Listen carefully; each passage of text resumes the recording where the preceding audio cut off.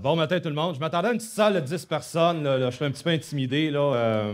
On va essayer de me forcer un petit peu à ne pas montrer un peu mon stress là-dessus. Does any of you in this room just speak in English or understand only in English? Great. Fait qu'on va continuer en français, ça, c'est pas un problème. Excellent. Alors bonjour, merci d'être venu au Hackfest. Est-ce que tout le monde a pris connaissance de la nouvelle hier qui est apparue dans le Journal de Québec? Comme quoi que la ministre Gould va faire appel à vous, communauté des hackers, pour être capable d'aider le gouvernement canadien à maintenir son intégrité dans les élections.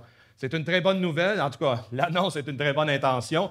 Puis ce matin, je promenais ça sur les médias dans la région de Québec ici, à TVA, à 93, 98.5 à Montréal, pour amener encore là cette bonne nouvelle, parce qu'à un moment donné, c'est ça qu'il faut faire. Il faut amener le gouvernement. Le gouvernement, il faut qu'il amène la population à se mettre un peu de la partie. Parce que les gens qui travaillent au CST à Ottawa, en passant, je ne suis plus du gouvernement fédéral, je suis vraiment indépendant comme vous l'êtes aussi.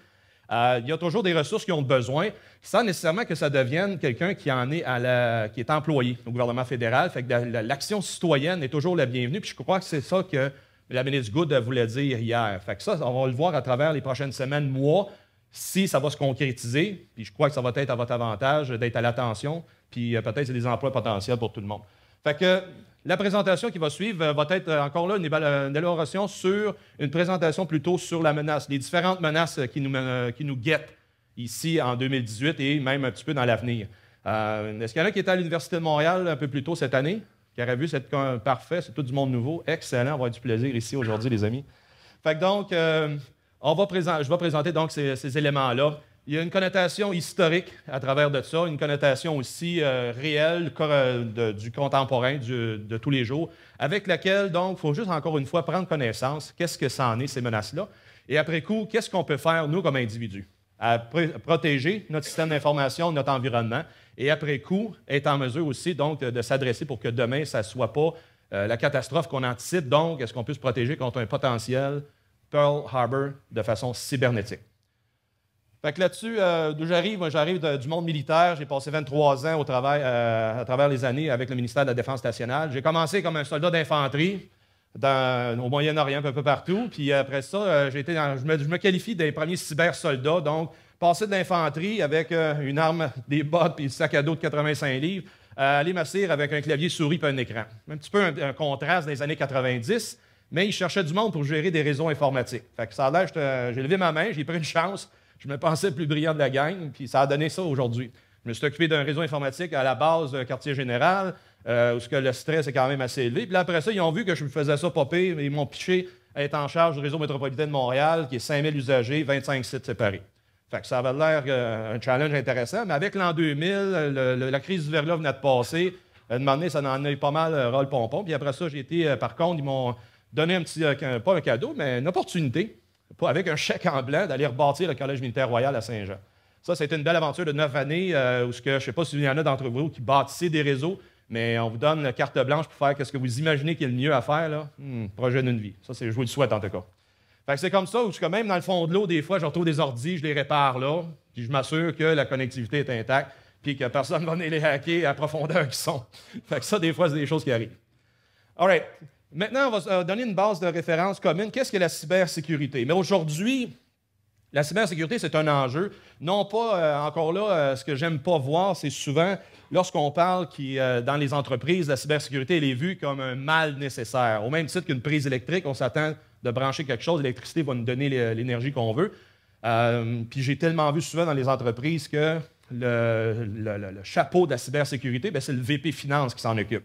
Si la finance va bien, la sécurité informatique va bien. S'il faut qu'il coupe les budgets, bien là, c'est là que la sécurité elle coupe aussi. Fait que des fois, c'est pas correct. Cependant, l'image que j'ai amenée là, c'est pour me démontrer qu'il n'y a plus de devant et de derrière, autrement dit. Il n'y a pas un front en avant où l'ennemi va être là. Non, non.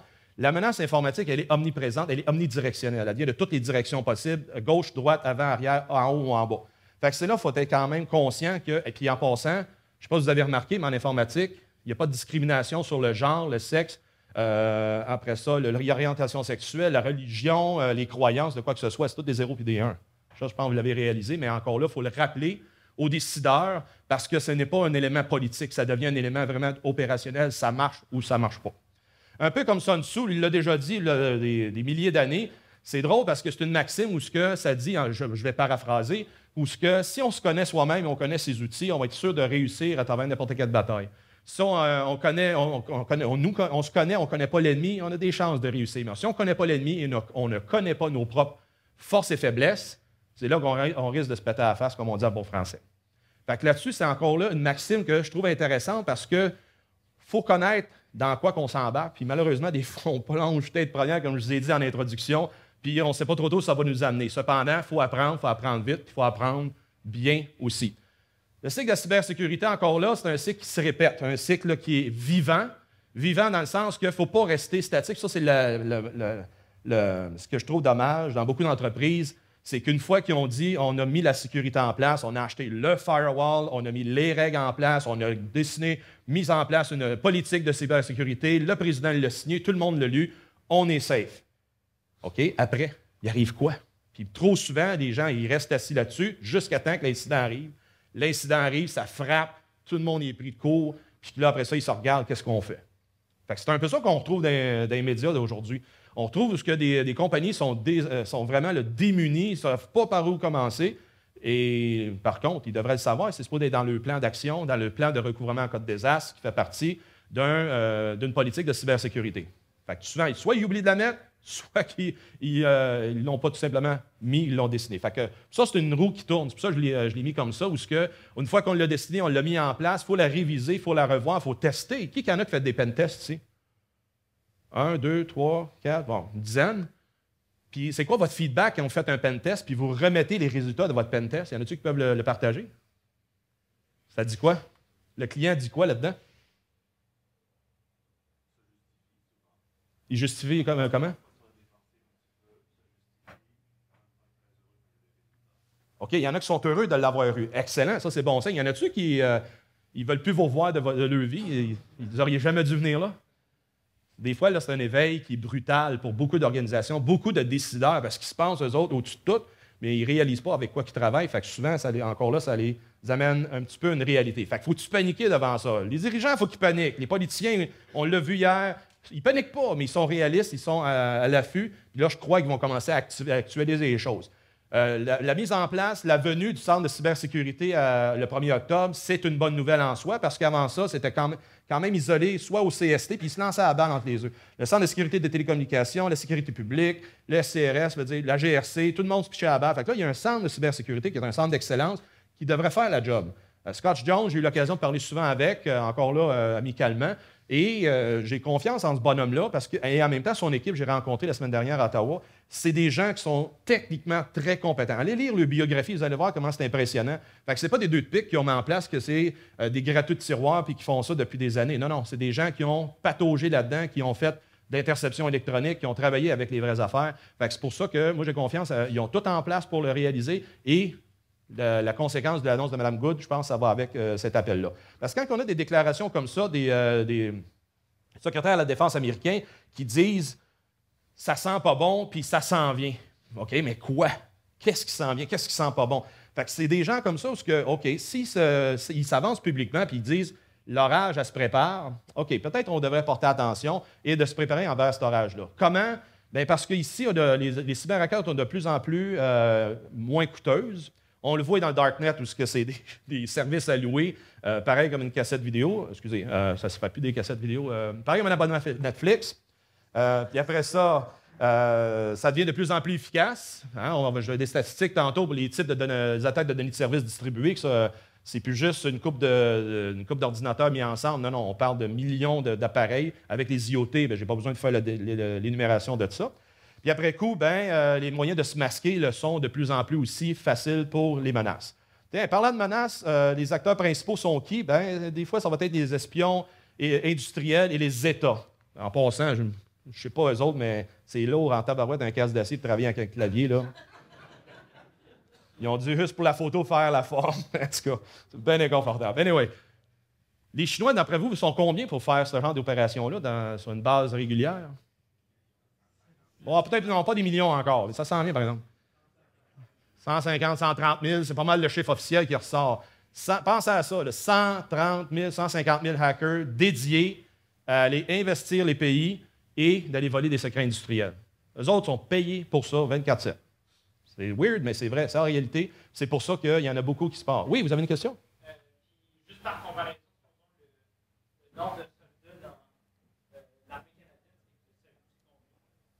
Puis là, quand je parle de ces gens-là, c'est des opérations offensives. Quand on va vers un autre pays, c'est pour faire une opération offensive, aller prendre l'information. Au Canada, on n'a pas de loi qui nous permet de faire des opérations offensives encore. Ça se travaille, ça va arriver.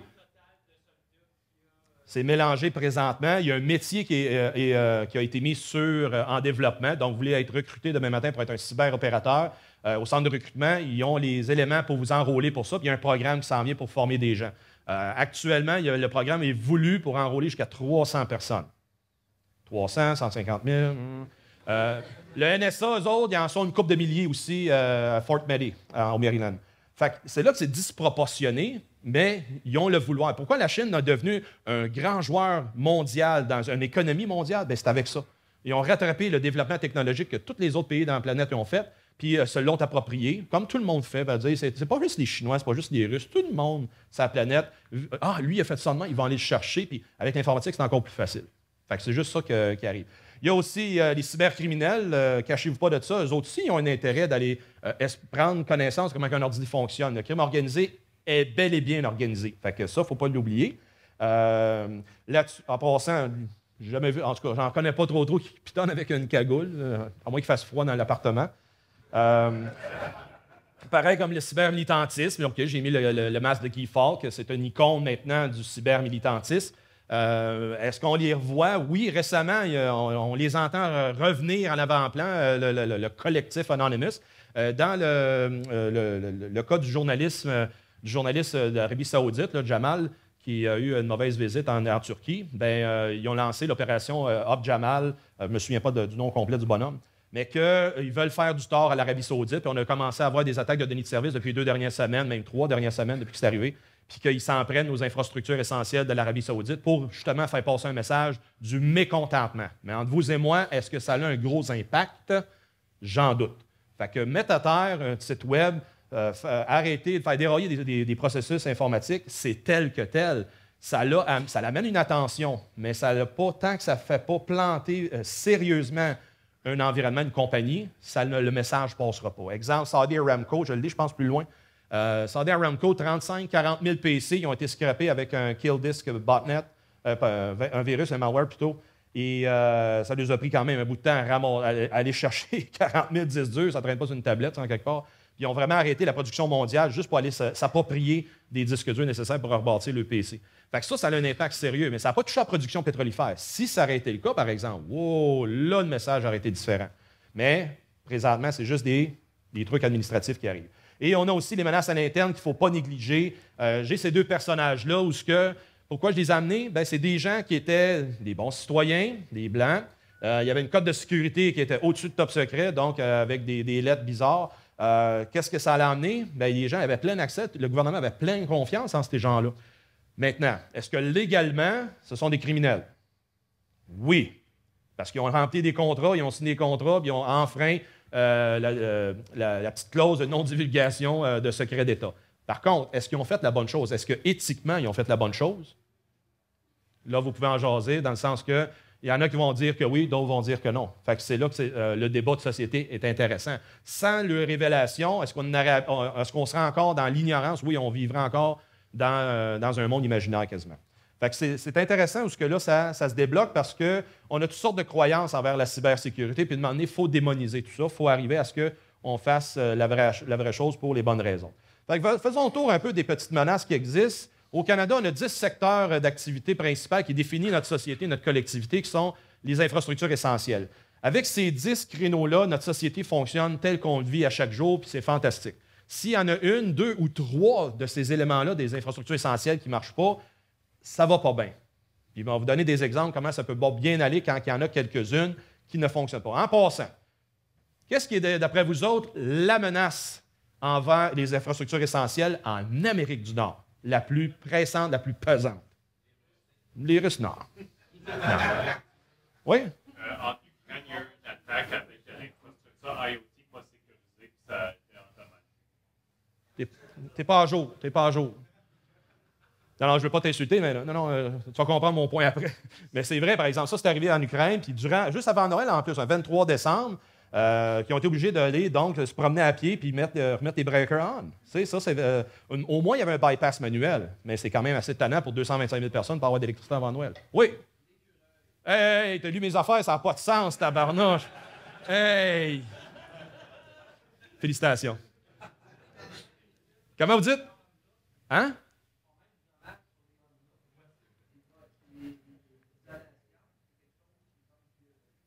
Exactement. On parle de l'écureuil, on parle de toutes les bébites là, qui se déplacent dans la nuit qu'on ne veut pas voir, les ratons laveurs et tout ça. Et ça, c'est pas des farces, là. Ça, c'est une map réelle. Ça. En Amérique du Nord, sont documentés les cas d'attaque d'écureuils sur les infrastructures essentielles partout. Partout en Amérique du Nord. Et vous allez sur le site Cyber Squirrel, c'est vraiment là que se documentent toutes les attaques que font les cyberattaques. Non, mais c'est des attaques physiques que font les écureuils. Juste à Montréal, exemple, au mois de juin dernier, la nouvelle CHUM, le nouvel le nouvel hôpital universitaire de Montréal, a perdu d'électricité pendant quelques heures dans la journée. Puis ça a été documenté dû à un écureuil qui s'est faufilé dans un transfo, puis il est resté là. Fait que c'est encore ça, je vous dis, là, c'est pas encore là des grosses préoccupations. Les gens, ils portent pas attention. On focus sur les hackers, les Chinois, ils vont venir nous fermer les lumières. Bon, mais attends un peu. Là. Est-ce qu'il faut tout éliminer les écureuils pour se prémunir contre ça? Non, là, il ne faut pas virer fou. Mais il faut être conscient, par contre, que l'électricité, ça peut arriver qu'elle peut tomber. Parce qu'en d'autres pays du monde, là, ils ont de l'électricité des fois quelques heures par jour. Alors, nous autres, ici, on est contents parce que des fois, par année, quelques heures, on manque d'électricité, on panique. Il faut prendre ça avec un grain de sel. All right?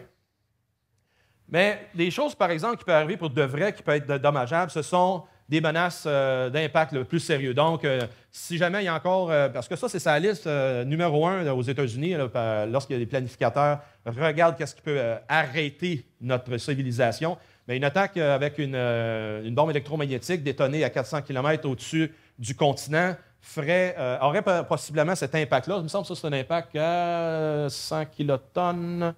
Je ne me souviens pas si c'est ça, mais anyway.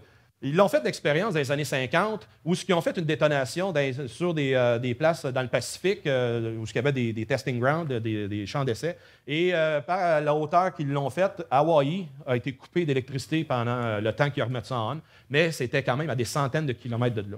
Fait que si ça arrive au-dessus de l'Amérique du Nord, c'est en nanosecondes que l'impact électromagnétique va se faire sentir. La majorité de tout ce qui est électriquement connecté, dont l'électronique, bien, ça va prendre une méchante claque.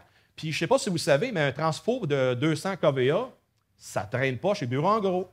Fait que ça prend des fois des années à bâtir des affaires de même. Fait qu'imaginez, vous en avez des milliers qui pètent en même temps. Combien de temps ça va prendre à récupérer ça? Je vous laisse la question à y réfléchir. Puis le missile en bas, ce n'est pas un missile de croisière ordinaire. Ça en est un missile où ce qui a été développé par Boeing. La charge, ce n'est pas une charge cinétique qui va faire exploser un bâtiment. Non. C'est un générateur électromagnétique là-dedans qui passe. Puis sur un tracé, il va générer des ondes électromagnétiques pour être capable de faire cuire toute l'électronique sur son passage. Fait que c'est là qu'on s'en va un petit peu, puis c'est fatigant parce que ça touche à l'électronique, ça touche à l'informatique.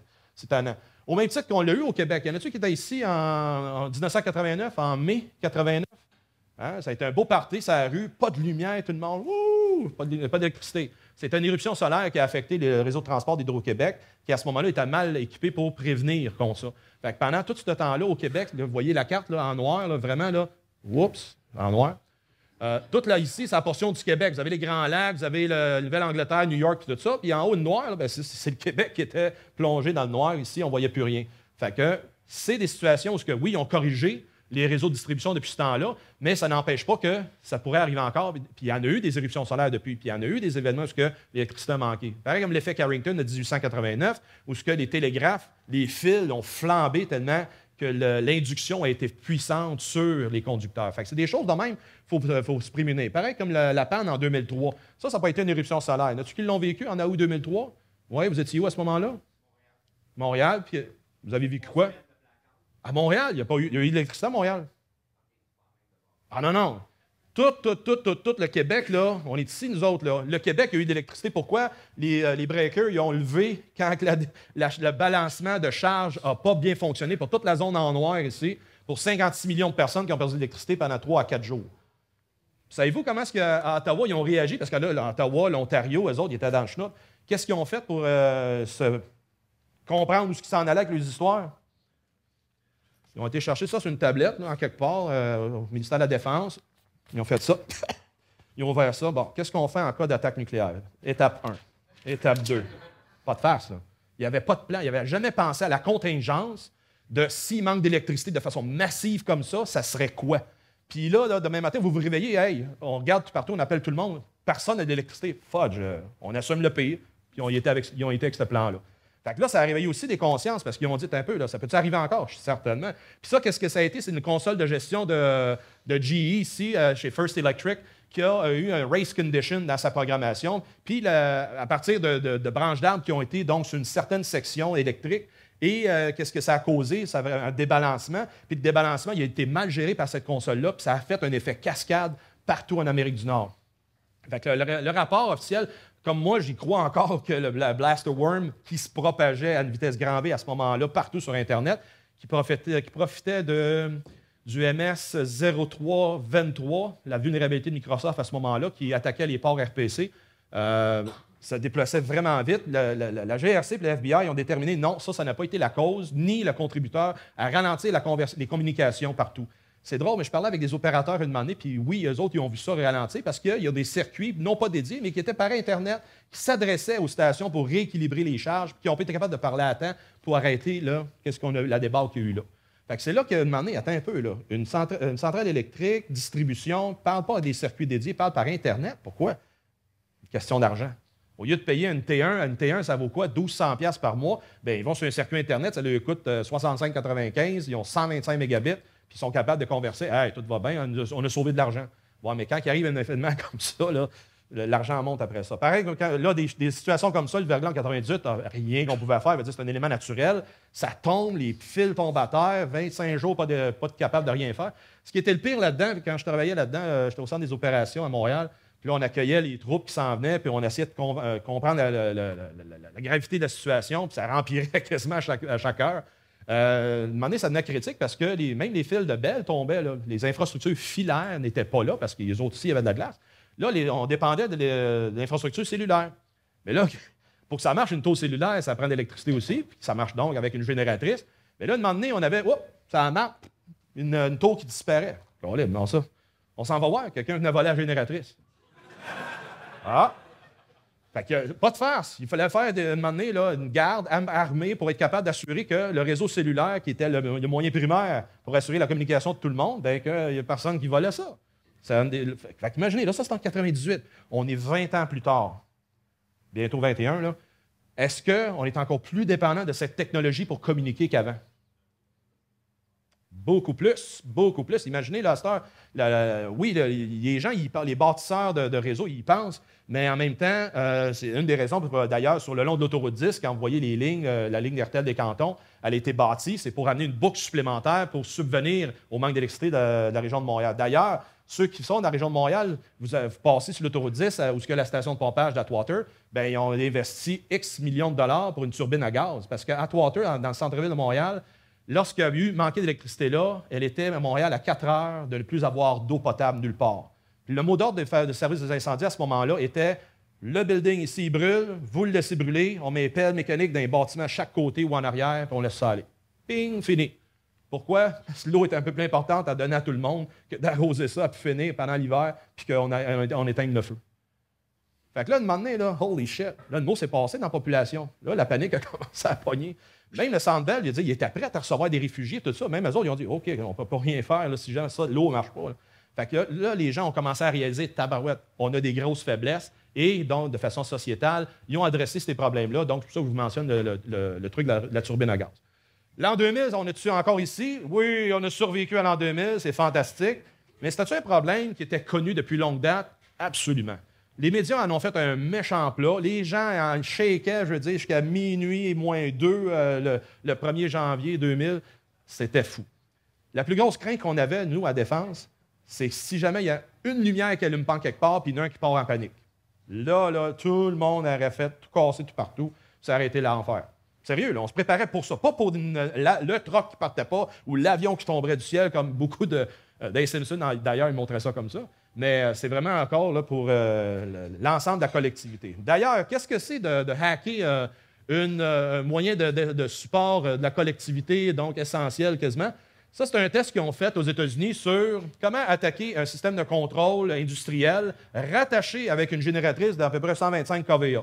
Ça aussi, c'est une petite génératrice qu'on peut sûrement trouver chez Rona en spécial des fois, mais que ça alimente des grandes entreprises ou des hôpitaux. Qu'est-ce qu'ils ont fait? Ils ont rentré, évidemment, dans la boîte de contrôle et ils ont été capables, un peu comme si vous roulez en véhicule, puis là, tout d'un coup, vous mettez ça sur air pour route. Qu'est-ce que ça va faire en transmission? Qu'est-ce qu'on voit là à l'écran?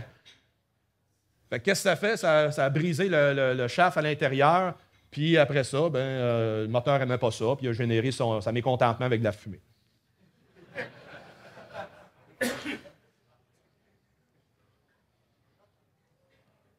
Un peu comme je vous disais tout à l'heure, imaginez, là, on a une panne comme en 2003.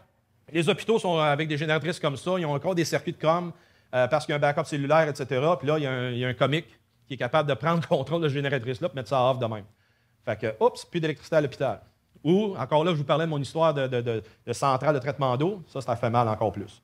Fait que pourquoi il y en a qui feraient ça? Il y a toutes sortes de raisons. Il y en a que c'est pour le lol de le faire, pour le fun. Il y en a encore là, c'est des revendications, peu importe lesquelles. Mais il y en a d'autres, ça serait vraiment des avantages stratégiques. Puis d'après ça, de mettre une civilisation sur ses genoux, c'est vraiment des façons de faire dans un contexte de guerre. On est-tu en guerre au Canada? La guerre de l'information. Je vais y revenir dans quelques minutes. Des attaques réelles sur des pipelines, comme en Turquie ici. Pour le pipeline, pour qu'il explose comme ça soudainement, ils ont rentré dans un système de contrôle, de surveillance plutôt, qui, avec les systèmes de contrôle, il y avait la station de monitoring en Windows, et qu'ils ont rentré là, ils ont, par une caméra en wireless, rentré dans cette console, ils ont simplement pris des images lorsqu'il y a un état normal de l'écran avec les moniteurs pour la pression, les gauges de pression, et aussi la caméra de surveillance. Fait qu'après ça, ils ont remis ça en boucle sur l'écran qui était affiché pour les contrôleurs, alors que réellement, eux autres, ils ont créé une surpression sur le pipeline pour que ça explose sans que la personne n'en détecte rien, parce qu'eux autres, ils avaient l'impression que tout allait bien. Fait que c'est de là aussi une autre raison, puis un peu comme l'histoire tantôt, on parlait de l'Ukraine, eux autres aussi se sont fait investir avec des stations Windows. Comment ça se fait qu'ils sont accessibles de l'extérieur? En partant, là, moi, je pose ça comme question. Comment est-ce qu'ils ont réussi à avoir accès et pourquoi ils avaient accès à l'extérieur? Ça, là, ça m'échappe un peu. Au même titre, les pacemakers, les appareils biomédicaux, ça a été prouvé maintenant. Ça, c'est un mannequin qui simule un patient. Et ils ont installé un pacemaker à l'intérieur avec une capacité de gestion Bluetooth à proximité. Mais cette proximité-là, si on l'amène avec une antenne, avec un gain, avec une antenne directionnelle, avec un haut gain, on est capable, à ce moment-là, à distance, d'être capable d'induire sur certains modèles de pacemaker. Puis ça a été documenté par St. Jude Medical. Puis on peut amener le pacemaker à faire d'autres choses que de garder la personne en vie et de l'amener à ce qu'elle ne vit plus. Puis de ça, le VP Cheney, quand il a vu ça avec Breaking Bad, il a dit « Tabarouette, je ne veux pas que ça m'arrive ». Il a fait enlever ce pacemaker-là, il a fait installer un, pas de fonction sans fil. Des fois, ça va assez loin, mais c'est des choses réelles. De Homeland, pas Breaking Bad, mais Homeland qui avait ça dans les émissions. Si on va aussi dans les éléments financiers, il y a des vols de banque qui arrivent aujourd'hui. On n'a plus trop des gars avec des cagouilles qui s'en vont dans les banques faire peur au monde pour avoir de l'argent, parce que c'est assez difficile. Bien plus fait. Hey, comment est-ce qu'on... Qui vole de banque? Qui vole des banques ici? Qu'on saurait combien de montant moyen que c'est, là? Tu sais? Une couple de milliers de dollars. Right? Oui, combien? Non, je ne l'ai pas vu. Oui. Oui.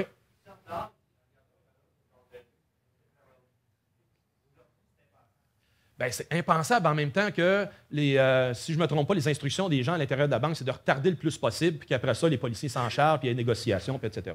Un voleur ne veut pas nécessairement en la vie humaine, il veut juste le moyen de capable de s'en sauver. S'il y a atteinte à la vie humaine, c'est parce qu'il y a un message politique généralement en arrière, ça devient du terrorisme à ce moment-là.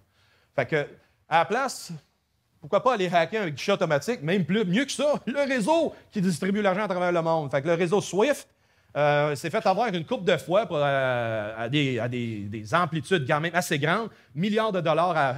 Puis ça en est un où ça a passé proche que ce soit un autre deuxième milliard de dollars. C'est 81 millions qui a été transféré sans problème d'autres différentes places. Puis ça va à travers un firewall qui était mal configuré au Bangladesh.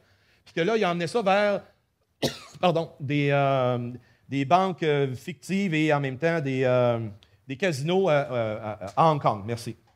Fait que là, après ça, ils ont dit « Ah, parfait, ça a marché une fois, on va refaire le même transfert pour 920 millions. » Ils s'avancent à faire le transfert. Et quand ça arrive au niveau d'approbation de la Réserve fédérale américaine, il y avait une faute dans le mot fondation. Ils ont mis FUN au lieu de FON. Ça a levé un flag, tout a arrêté. Là, ils ont dit qu'est-ce que c'est ça, ce transfert-là, ça s'en va où? Ils ont été capables d'arrêter ce vol-là qui a arrêté sinon de près d'1 milliard de dollars. Puis qui ça donne à faire ça? Bien, vous et moi. Moi, j'aurais intérêt de faire ça. J'aimerais ça. Bon, c'est ça, pour le fun. Mais c'est souvent des nations-États. La Corée du Nord a été, encore une fois, attribuée à aller se financer de cette manière-là, faire des détournements de fonds à travers le monde. Fait que c'est des éléments où est-ce qu'on en est responsable? Non, c'est les institutions financières, à un moment donné, il faut qu'elles rangent leurs histoires puis qu'ils ramènent leur procédure. Vol de propriété intellectuelle, rapidement, la Chine, l'unité C1398, c'est une unité du deuxième bureau de reconnaissance technique qui se veut de faire exclusivement du travail, d'aller ramasser vos idées que vous faites dans vos thèses de doctorat et de maîtrise et de s'en servir à des fins de production industrielle. D'ailleurs, c'est cette unité-là qui a été volée tout ce qui était du développement ici du CNRC à London et Ottawa il y a quelques années sur la sécurité quantique des réseaux informatiques. Bizarrement, ou heureusement pour eux autres, 2 ans après, regardons ça, ils mettent sur le marché un produit qui ressemble exactement à ce que Ottawa ils ont produit. Puis à Ottawa et à London, Ontario, qu'est-ce qui s'est passé? Ils ont vraiment rentré par une porte, ils ont eu de la misère à l'enquête à déterminer où, ils ont scrappé tout l'équipement de réseau, 325 000 $ plus tard, ils ont mis leur réseau en place après 6-7 mois d'inopération. Fait que là-dessus, quand on parle de vous faites partie de la solution, là, c'est ça, où ce que, de moment donné, ils ont des moyens de faire, des façons de faire non documentées, puis ça devient weird par où ce qui passe et comment ils s'y prennent. Fait que c'est là qu'aujourd'hui, eux autres, la Chine, présentement, ils ont l'avantage technologique, alors qu'ici, on l'avait développé. Oui, une question? Par rapport à ça, quand on a des étudiants qui arrivent de ces pays-là, qui s'en viennent ici en stage, ben, c'est vraiment un problème. Ils veulent être meilleurs que nous autres, ils viennent voler les idées. Oui. Il y a 2 types d'étudiants. Tu as l'étudiant réel, comme vous et moi, qu'on veut aller à l'école pour apprendre, et il y a l'agent de l'État qui est envoyé pour une raison bien spécifique. Puis ça a été documenté. Ça a sorti d'un rapport il n'y a pas longtemps dans Globe and Mail, citant les universités canadiennes. Ici au Canada, c'est Toronto et McGill à Montréal qui ont le plus d'agents actifs à aller prendre cette propriété intellectuelle-là puis ramener ça en Chine pour être capable que ça soit développé et utilisé. Un autre aspect qui est arrivé récemment, donc, c'est le détournement des routes BGP. Et ces routes BGP-là, qu'est-ce que c'est? Bien, c'est le protocole de routage sur les Internets. Et qui, tout d'un coup, la Chine a été capable de comprendre un petit peu le stratagème que les routes BGP, lorsqu'ils sont publiés, ne sont pas authentifiés.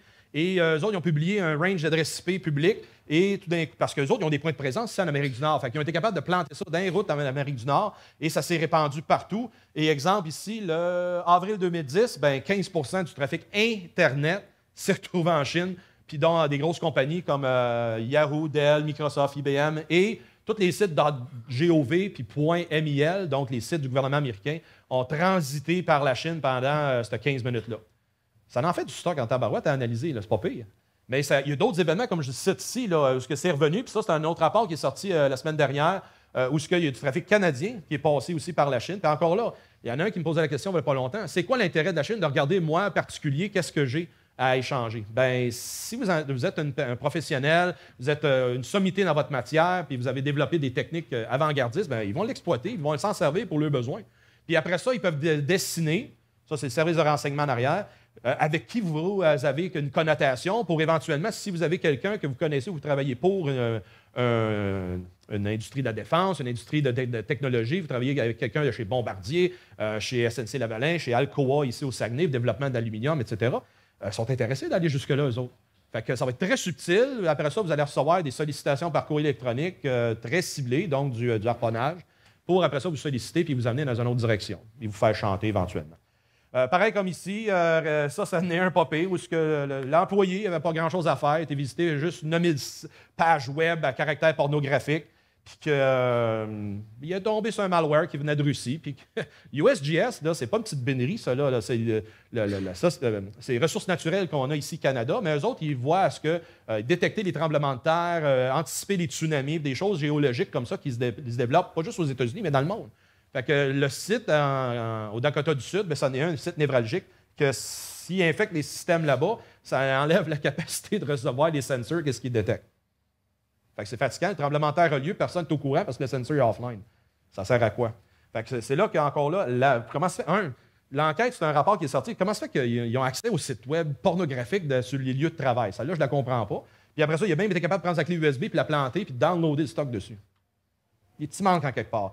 Au même titre que manque de contrôle de qualité, là, ça devient fatigant parce que de plus en plus, les appareils, tous les appareils, je pense, qui volent aujourd'hui, commerciaux, ils ont tous des systèmes de contrôle électronique. Ça veut dire que, comme cet avion de transport ici, moderne, ils ont fait une mise à jour sur le logiciel qui gère l'apport de carburant des moteurs. Là, tout d'un coup, il a oublié que le moteur, un des trois moteurs, trois des quatre moteurs ont oublié de faire la bonne compensation de fuel. Donc, j'ai appelé ça comment? Le torque calibration. Puis à ce moment-là, l'avion a planté. Il y a 4 personnes qui en sont décédées. Fait qu'imaginez ça, vous allez en vacances à Cancun, puis là, vous avez un Airbus 320 ou peu importe le modèle qui arrive le même genre d'affaires. C'est là que le contrôle de la qualité... alors, il me reste 100 minutes. Excellent. Fait que le contrôle de la qualité, il est fatigant parce que la compétition est féroce puis ça va vite. Ça va vite, là, et tout le monde veut en mettre de plus. Même chose des systèmes de défense, ça a été rapporté que ça, c'est une batterie. Elle s'est mise à travailler tout seul, une batterie allemande de Patriot en Turquie. Puis ça demande comment ça se fait, qui est au contrôle. Bien, personne n'est au contrôle. La batterie a commencé à bouger tout seul. Holy shit! Attends un peu, là. Une batterie anti-aérienne, de même, quelqu'un pourrait prendre le contrôle de ça à distance. Oh, attends un peu, là. Vous espérez ne pas être dans l'avion au-dessus de cette batterie-là dans ce temps-là, hein? Fait que c'est là que des fois, il y a des systèmes de défense, ça a été rapporté par le GAO américain il y a quelques semaines, comme quoi que, oui, il y a des systèmes de défense qui peuvent être prêts à contrôle à distance et il faut faire le travail beaucoup plus serré pour s'en prémunir et s'assurer que ça ne tombe pas dans les mauvaises mains. Rançon logiciel, rapidement, c'est fantastique, il y en a partout, il y en a tout le temps, il va en avoir encore d'ailleurs. Il y en a une bonne trolley qui se promène sur le dark web actuellement. Nouvelle génération, il n'y a aucun moyen de se départir parce que les anciens, il y a des logiciels qu'on peut se décrypter, rançon logiciel sur un appareil. Les nouveaux, moins encore aujourd'hui. Rapidement, des DOS, bien, c'est là qu'on a de la misère un peu avec les DDoS parce que de plus en plus, ils sont assez phénoménales. On s'en va dans le terabit là, comme norme. Terabits par seconde. Il n'y a pas de grand système qui est capable de prévenir une attaque en terabits par seconde. Fait qu'il faut attendre que la tempête passe un petit peu. Fait que la dernière, le GitHub, 1350 gigabits par seconde, ça commence à être fatigant, ça. Même titre que là, la panne qui est arrivée de YouTube, peut-être d'entre vous autres, vous êtes des fervents de YouTube, là, vous avez arrêté de respirer pendant 1 heure, il n'y a pas longtemps.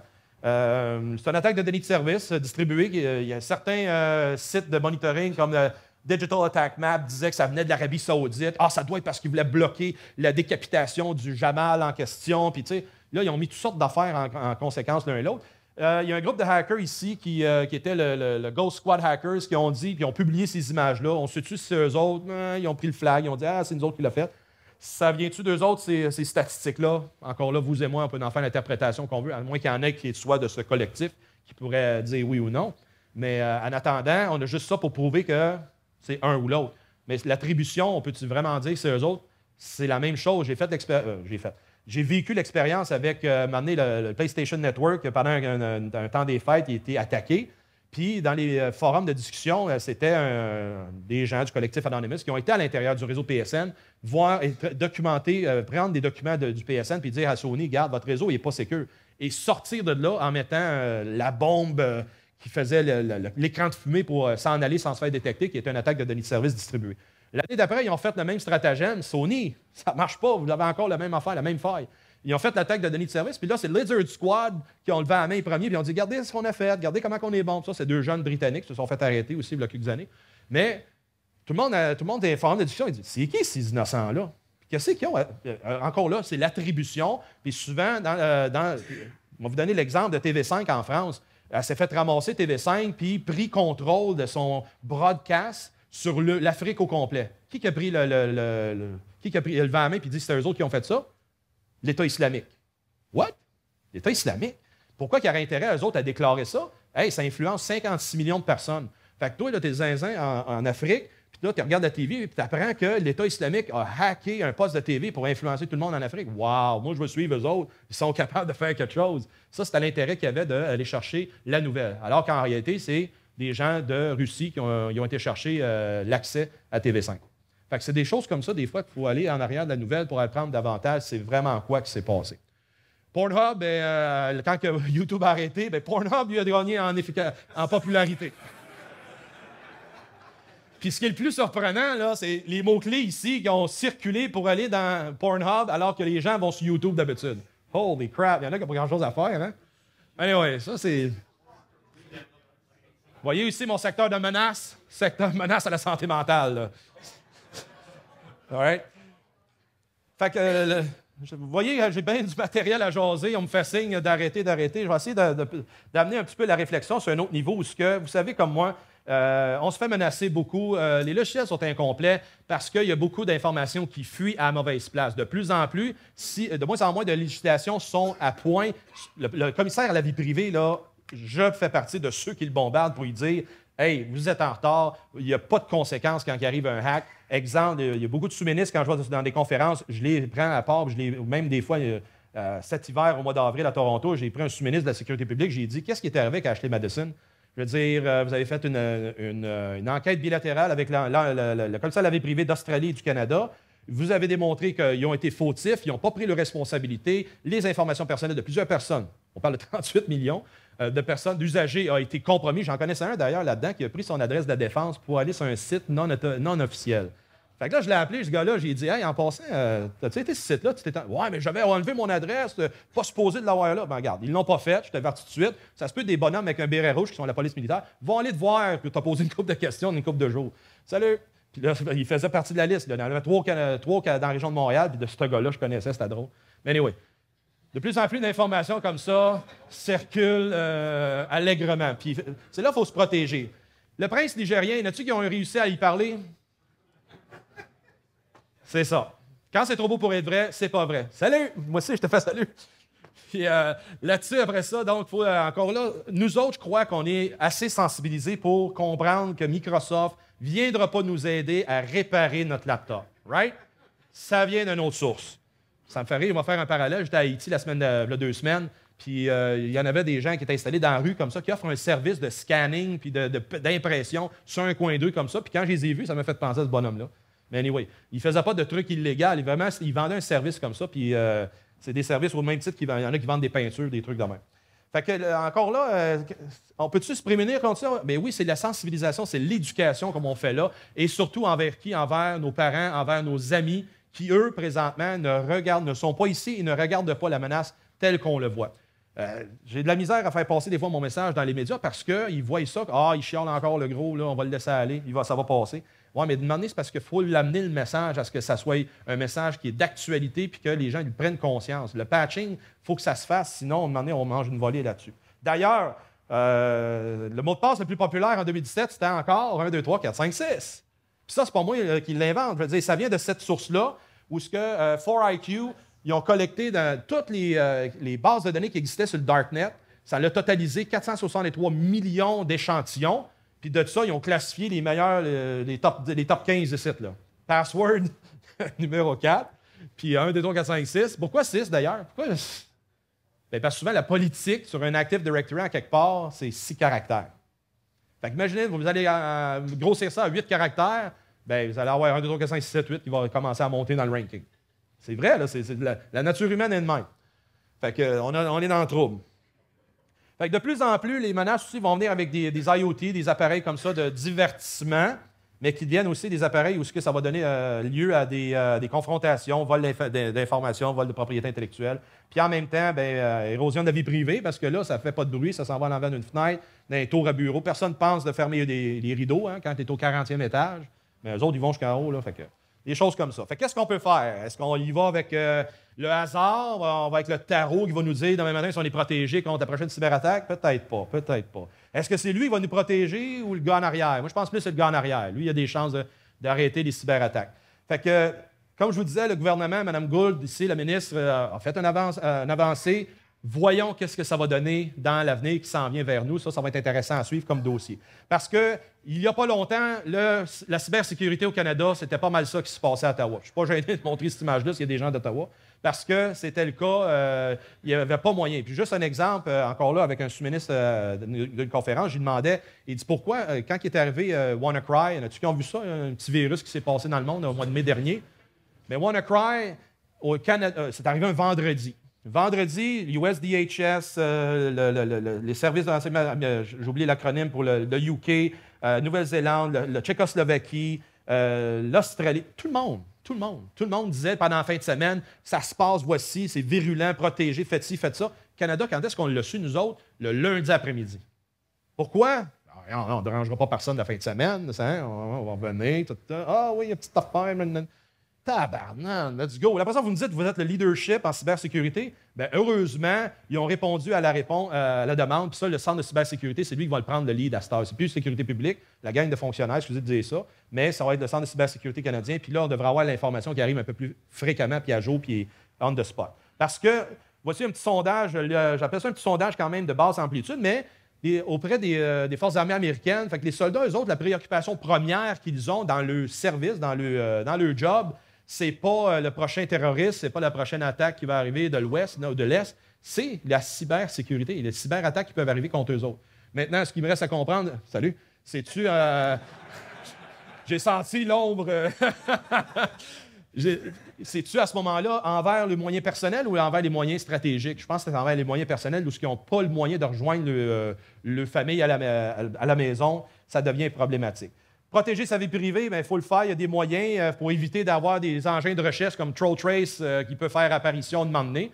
Si jamais vous ne savez pas c'est quoi TrollTrace, allez voir South Park saison 20. Vous allez triper sur la capacité de la vie privée qui peut être érodée de moment donné. En se protégeant avec des VPN ou avec des moyens comme le Tor Network, c'est un moyen supplémentaire d'arrêter à ce que les gens viennent épier notre vie privée et qu'elle reste privée. Tout comme l'utilisation de PGP pour faire du email ou des portails comme Proton Mail. Et après ça, les mises à jour, faites des mises à jour. Mais surtout, arrêtez de vous déshabiller devant les médias sociaux de ce monde. Je veux dire, je ne devrais pas dire ça à vous, vous en êtes conscient, mais de plus en plus, les automatismes pour aller collecter cette information-là de tous les engins de recherche, des médias sociaux, les engins de recherche sont très forts, vous le savez comme moi, mais si vous cherchez toujours avec Google, Google va toujours savoir qu'est-ce que vous faites dans la vie. Fait qu'il y a des moyens d'utiliser DuckDuckGo. Récemment, DuckDuckGo il a monté beaucoup au cours de la bourse parce que les gens sont de plus en plus conscients sur les moyens de vie privée où on peut se prémunir contre ça. StartPage, ça en est un. StartPage, qu'est-ce qui est le fun? C'est un site où c'est un moteur de recherche. On rentre notre recherche là-dedans. Il va stripper l'adresse IP d'où ça vient, où ça s'en va. Ça s'en va chez Google. Google va faire la recherche pour StartPage, mais Google ne saura jamais que ça provient de chacun d'entre nous, qu'on est ici à Québec, par exemple. Un fantastique moyen de garder notre vie privée. Après coup, donc, les browsers, TLS 1.3, ça s'en vient. Ça a été annoncé. Les sites Web restent à être convertis. Très peu de sites Web sont capables de travailler TLS 1.3. Ça devrait être une norme là, que ça soit en fonction pour éviter qu'on ait des problèmes. Au moins 1.2 est toujours possible, mais si vous référez à RFC 75-68, ça démontre comment l'importance elle est d'enlever le RC4. RC4 qui est le chiffrement qui a été vraiment craqué. Et SSL 3.0, TLS 1.0, 1.1 sont vulnérables par rapport à ça. Pareil comme WEP, WPA sur un Wi-Fi, s'il vous plaît, recommandez pas à personne de prendre ça. Ça encrypte en RC4, puis vous l'avez déjà fait probablement, que c'est facile à rentrer là-dedans. Donc, gestion sécuritaire des mots de passe, le post-it, c'est pas trop fiable, c'est connu en dessous du clavier, en arrière de l'écran, la tablette, etc. Mais non, je ne devrais pas dire ça. Les assistantes administratives, je t'ai posé les petites madames, les secrétaires, tout ça. Mais eux autres, ils le font encore parce qu'ils sont investis de toute l'information quasiment de la haute instance de la compagnie. Fait qu'il faut qu'ils protègent cette information-là, mais encore là. Si vous avez à faire du social engineering, c'est les bonnes places. Protection des mots de passe, c'est mieux de le faire comme ça. Il y a de l'éducation qui est possible. J'ai commencé à enseigner à l'Université de Sherbrooke, microprogramme en maîtrise, en cybersécurité. Puis il y a d'autres écoles, d'autres instances qui commencent, ça se met sur le marché progressivement ici en français. Ça, c'est une bonne affaire. Le Polytechnique, Concordia, il l'offre aussi, puis évidemment dans l'entreprise privée, mais most of all, le DEFCON ici, il faut que ça reste comme que c'est, puis qu'on continue à l'alimenter, parce que ça va venir nous gratter le fond de la tête de plus en plus, parce qu'on ne veut pas activer ces plans d'urgence-là, de tout débrancher si jamais il arrive quelque chose, parce que ça, c'est qu'est-ce qui nous pend au bout du nez. Si on ne prend pas des actions, on ne se prépare pas envers ces situations-là, bien, à un moment donné, on va se faire ramasser, puis définitivement, on n'aura pas un assez gros bateau pour gérer la cybersécurité, la sécurité de l'information. Parce qu'avant ça, c'était des grosses civilisations avec des sabres, des batailles interminables. Aujourd'hui, c'est un clavier et un écran qui peuvent amener à terre une civilisation. Je vous remercie et bonne conférence.